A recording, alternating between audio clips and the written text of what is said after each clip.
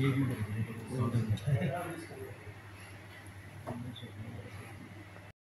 उसके अलग अलग हेड होते हैं। मैं स्पेसिफिकली उन पे नहीं जाऊंगा। अगर हम गाड़ियों की चोरी की बात करें तो वो भी 17% जो है पिछली बार से कम हुई हैं। अन्य जो चोरियां हैं वो भी 13% के आसपास कमी आई है। उसमें जो स्नैचिंग की वारदातें थी उसमें 41% कमी है। जो घर में जो चोरियां होती थी वो भी 14% कम है उससे पिछले वर्ष के कंपैरिजन में।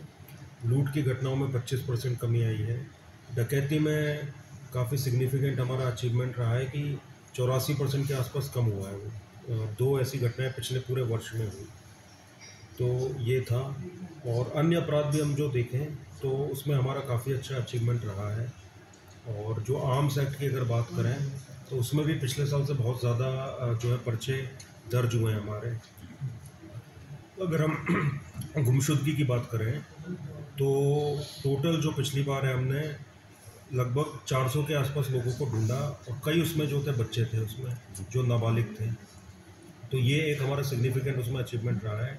एनडीपीएस जो है उसमें भी हम पिछले साल के कंपैरिजन में काफ़ी अच्छा अचीवमेंट रहा। कमर्शियल रिकवरीज लगभग 13 हुई हैं हमारी बड़ी, जो पिछले साल से ज़्यादा है। और 5 हमने पिट एनडीपीएस यानी कि जिनके बेल जो है वो कैंसिल होती है कोर्ट से, तो ऐसे केस भी हमने भेजे हैं हायर अथॉरिटीज़ को।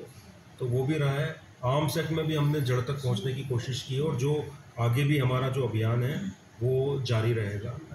और मोस्ट वांटेड क्रिमिनल्स भी हमने 22 के आसपास जो हैं पकड़े हैं उनमें, और जो अन्य बचे हैं उन पर भी शीघ्र जो है ज़्यादा से ज़्यादा कार्रवाई होगी।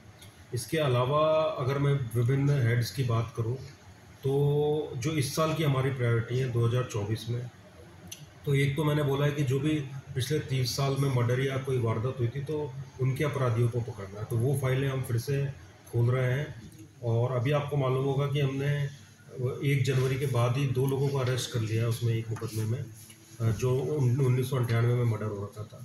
साथ ही जो भी क्राइम अगेंस्ट प्रॉपर्टी होता है, चाहे लूट की घटना हो, स्नैचिंग हो, तो वो मैं पिछले 5 साल का फिर से रिव्यू करवा रहा हूँ।